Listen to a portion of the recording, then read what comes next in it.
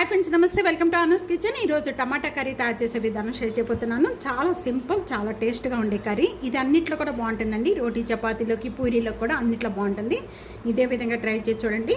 ఇక్కడ టమాటా నేను 3 తీసుకున్నాను. ఒక ఉల్లిపాయ, 2 పచ్చిమిర్చి, కొద్దిగా కొత్తిమీర, ఇవన్నీ కూడా పీసెస్ కట్ చేసేసుకుందాం.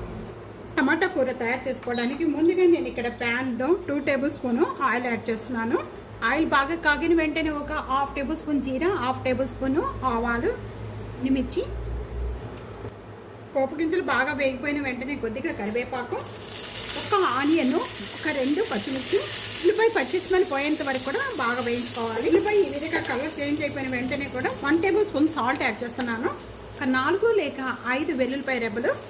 ఉల్లిపాయ బాగా కలర్ చేంజ్ అయిపోయింది. చేంజ్ అయిపోయిన వెంటనే కూడా టమాటా ముక్కలు యాడ్ చేస్తున్నాను. 1/2 టేబుల్ స్పూన్ పసుపు, మూత పెట్టేసేసుకొని ఒక 5 మినిట్స్ కూడా ఇప్పుడు ఓపెన్ చేద్దాం. టమాటా అంతా కూడా బాగా మగ్గిపోయింది. ఈ విధంగా మగ్గిపోయిన వెంటనే కూడా దీంట్లో 1 టేబుల్ స్పూన్ కారం యాడ్ చేస్తున్నాను. మీరు కారం ఎంత తీసుకుంటారో దాన్ని బట్టి యాడ్ చేసుకోవచ్చండి. నేను 1 టేబుల్ స్పూన్ కారం యాడ్ చేసిన వెంటనే కూడా నేను 1 గ్లాస్ వాటర్ యాడ్ చేస్తున్నాను.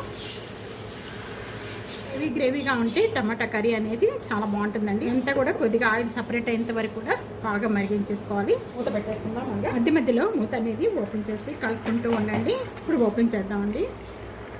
ఇంకా చల్లారిపోయిన తర్వాత బాగా చిక్కబడిపోతుందండి. ఈ విధంగా లిక్విడ్గా ఉంచుకుంటే మనకి రోటీలోకి అన్నిట్లో కూడా, అది కనుక మీరు రైస్లోకి కావాలి అనుకుంటే కనుక కొద్దిగా చిక్కపడే వరకు ఉంచుకోండి. రోటీలోకి, చపాతీలోకి, మన పూరీలోకి, వీటన్నిటిలోకి అయితే కనుక ఈ విధంగా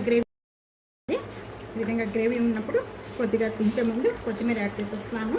బంద్ చేసేస్తాను. సర్వింగ్ ప్లేట్లో తీసేసుకుందాం. సింపుల్ టేస్టీ టమాటా కర్రీ ఈ విధంగా తప్పకుండా ట్రై చేయండి. చాలా అంటే చాలా టేస్ట్గా ఉంటుంది. ఇదే విధంగా ట్రై చేసి మీకు ఎలా ఉందనేది కామెంట్స్లో తెలియజేయండి. వీడియో నచ్చితే కనుక ఫ్యామిలీకి, ఫ్రెండ్స్కి వీడియోని షేర్ చేసి వీడియోని లైక్ చేస్తూ ఉండండి. Thank you for watching.